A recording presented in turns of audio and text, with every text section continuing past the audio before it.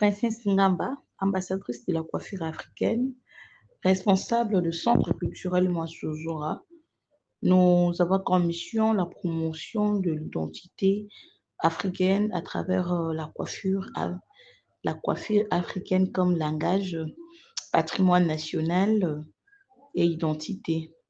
Alors, parlons de la coiffure africaine comme identité. Déjà, la coiffure africaine est notre identité. Et ce sont des valeurs à promouvoir et à valoriser et surtout à sauvegarder.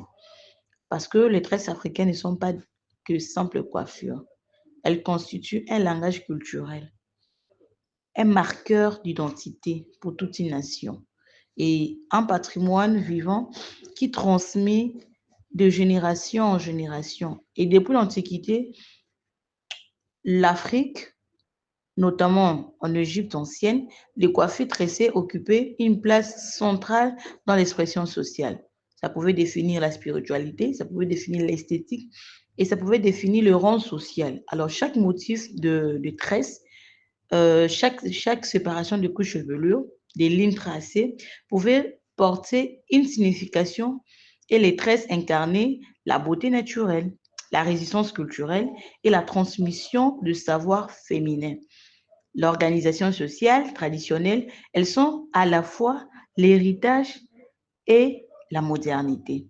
Au-delà de tout ça, nous comprenons que tresser le cheveu n'est pas seulement question d'esthétique, mais c'est question de reconnaître nos valeurs africaines et de reconnaître l'identité telle que c'est fut le cas dans les temps anciens. Si on doit parler de la particularité des tresses africaines, dans le contexte en quoi les tresses participent-elles à la construction de l'identité culturelle? Mais attends, les tresses participent à la construction identitaire à plusieurs niveaux. Nous parlerons ici de l'appartenance communautaire.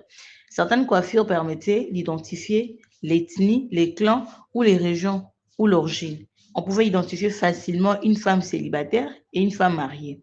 Et les statuts sociaux aussi, c'était représenté à travers la coiffure africaine.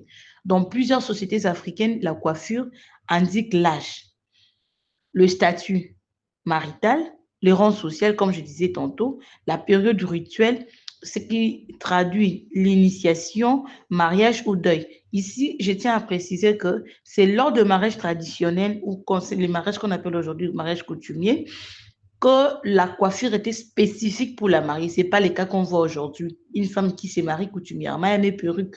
C'est parce qu'elle ne comprend pas l'importance de la coiffure africaine de la mariée lors d'un mariage coutumier. Voilà pourquoi on assiste aujourd'hui à beaucoup de cas. Après le mariage d'une femme qui décède, on ne connaît pas la vraie raison de son décès, mais si c'est parce qu'elle n'a pas respecté de pratiques coutumières. Vous voyez, l'homme de son côté qui se bat à ce que les conditions ou tout ce qu'on demande sur la facture là, soient respectées. Mais la femme restera figée sur l'apparence, la beauté, le maquillage, le pan et le perruque. Mais est-ce que le moment là, ce sont des moments qu'on doit vraiment laisser la modernité primer ou rentrer dans nos vraies valeurs pour laisser la culture, laisser la place à la culture. Donc, c'est très important de comprendre cela pour éviter des conséquences à la longue. Alors, on parlera ici de la transmission intergénérationnelle. Aujourd'hui, nous assistons à une génération où la maman ne sait pas ses valeurs africaines, elle n'arrive pas à transmettre à son enfant. Alors, à l'époque, en temps ancien, la transmission générationnelle se faisait de la mère à la jeune fille, chose qui renforçait les liens familiaux et la maman pouvait bien comprendre ce qu'est traversé l'enfant et ça tissait des liens. Et aujourd'hui, on pouvait avoir des enfants qui connaissent l'histoire familiale ou l'histoire généalogique de leur famille. Mais si on pose la question aux enfants, ce n'est pas le cas parce que ce temps-là a été coupé quelque part. Alors, il est temps pour que les familles puissent y reprendre cette responsabilité-là de la transmission générationnelle de l'enfant à la mère et l'enfant qui grandira fera pareil. Et on aura une génération qui aura une connaissance accrue sur les valeurs africaines. Alors, autre chose que la coiffure peut désigner ici, nous parlerons de la solidarité féminine. Vous savez, lorsque moi je vous tresse et l'autre, toi de ton tour tu tresses l'autre, on tisse une affinité, quoi, une amitié, une solidarité, une collaboration. Vous voyez, à l'époque, on ne parlait pas de calomnie comme on parle aujourd'hui, on parlait pas de la jalousie comme on parle aujourd'hui, on ne parlait pas du poisonnement comme on parle aujourd'hui. Mais pourquoi? Mais parce qu'on a plus ces liens-là.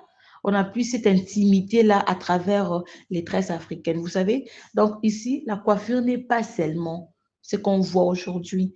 La coiffure, c'est un canot de réconciliation, un canot de solidarité, un canot d'entraide, un canot de transmission orale. Parce qu'une personne pouvait simplement, à travers la coiffure, comprendre une situation dans la société. On pouvait dialoguer avec la coiffure africaine, chose qu'on n'a pas aujourd'hui. Alors, au-delà de ça, retenons que c'est un acte social en tant qu'esthétique, bien sûr, mais en affirmant notre identité contemporaine, aujourd'hui, nous portons la coiffure non seulement comme une beauté, mais comme une affirmation et une résistance à la mondialisation. Et nous ne voulons pas laisser notre identité disparaître comme fille en temps à l'époque.